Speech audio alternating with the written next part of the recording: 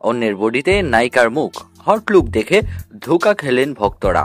চিত্রনায়িকা সাহারা ছিলেন ঢাকাই ছবির এক সময়ের ব্যস্ততম নায়িকা। 60টির মতো সিনেমায় অভিনয় করা এই নায়িকা দীর্ঘ 6 বছরের বেশি সময় ধরে অভিনয় থেকে আছেন দূরে। প্রিয়া আমার প্রিয়া সিনেমার শাকিব খানের এই নায়িকা যে আর অভিনয়ে ফিরবেন না সে কথা আগেই জানিয়েছিলেন তার স্বামী মাহবুবুর রহমান মনির।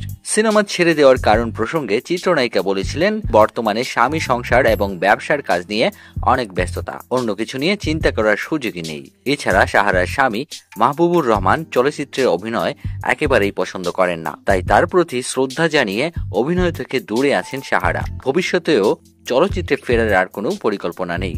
রাজধানীর গুলশান 1 নম্বরে অবস্থিত পুলিশ প্লাজা শপিং মলে সাহারা ফ্যাশন হাউস নামে তার কাপড়ের ব্যবসা রয়েছে। সেখানেই দিনের অধিকাংশ সময় ব্যয় করেন তিনি। পাশাপাশি সংসার তো রয়েছেই। এই দুই ব্যস্ততার ভিড়েই হারিয়ে গেছেন বহু ভক্তের প্রিয় এই নায়িকা। তবে হঠাৎই সামাজিক যোগাযোগ মাধ্যম ফেসবুকে সরব হতে দেখা যায় এই নায়িকাকে। তার কিছু ছবি ভাইরাল হয় নেট দুনিয়ায়। একের পর এক ছবি পোস্ট হতে থাকে একটি আইডি থেকে।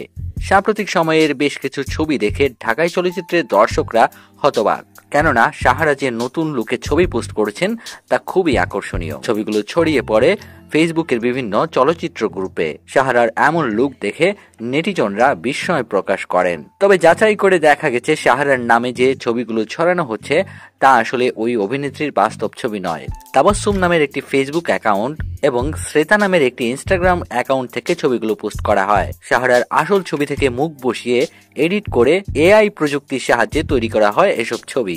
খোঁজ নিয়ে জানা গেছে সাহারার নামে যে ফেসবুক অ্যাকাউন্ট থেকে ছবিগুলো পোস্ট করা হচ্ছে সেটিও ভুয়া। তো প্রিয় দর্শক, এ বিষয়ে আপনি কি ভাবছেন জানিয়ে দিন কমেন্টে। আর আপনি যদি আমাদের চ্যানেলে নতুন হয়ে থাকেন তাহলে এক্ষুনি সাবস্ক্রাইব করুন সিনে নিউজ বাংলা।